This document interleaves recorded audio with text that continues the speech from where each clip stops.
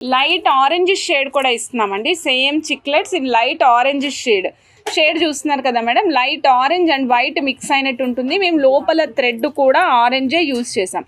ఏ కలర్కి అదే colour thread use చేస్తేనే మీకు ఈ కలర్ డామినేట్ చేసినట్టు బయటకు కనిపిస్తుంది మేడం.